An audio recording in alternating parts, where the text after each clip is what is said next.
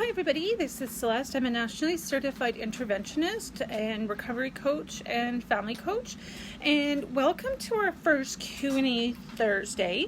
And after I did the poll the other day, I had an anonymous question submitted, and this person said it was okay if I shared some general details because it is applicable to a lot of people. And she was saying that shortly after she got into recovery, her husband found out that she had an affair, and she was completely devastated by this information that he'd found out because she was hoping to get into recovery and hope that he wouldn't find out. And she wanted to know, her question was, how do I get him to trust me? I love this man with all my heart. How do I save this relationship? And so my answer to that, as a recovery coach, an interventionist, a family coach, is that there's no magic wand to automatically fix that situation and to make it all well and good again. So the big thing for that and trying to save that relationship and to earn some of that trust back is to do the hard work in recovery and prove that you're trustworthy and that you're no longer that person that you were in active addiction. So it's hugely important that you do the work, that you get engaged in the program and show the people that you want to rebuild these relationships and earn trust back that you're really serious about your recovery program. And that takes time. Anybody in recovery knows that takes time. It takes time to do that work and do that hard work, the grueling work that needs to get done to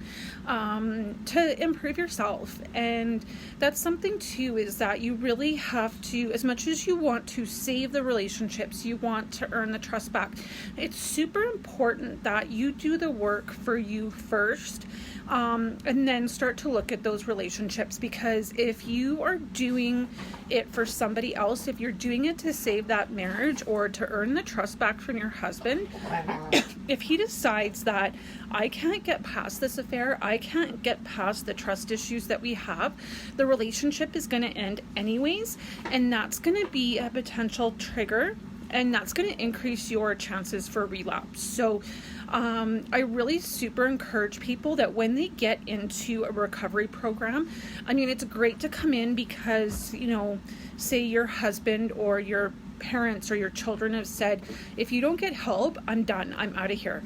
That might be a reason for coming in, but at the end of the day, you have to be the reason why you stay in recovery. Because if those people choose to discontinue the relationship later or not re-engage, the last thing that we want for you is for you to relapse because of it.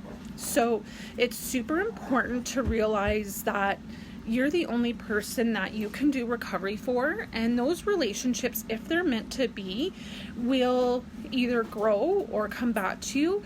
And if they don't, you know what? It's a great experience in acceptance and learning to let go of some of that control that all of us want to have in life. Like we want, when we want to build those relationships with somebody and they reject us, that's a hard pill to swallow. And especially if it's someone that we really love, like a husband or a parent or a child, we naturally really want that person to accept us and to want to build that relationship. But, sometimes because of what's happened in the past is that they can't get over it.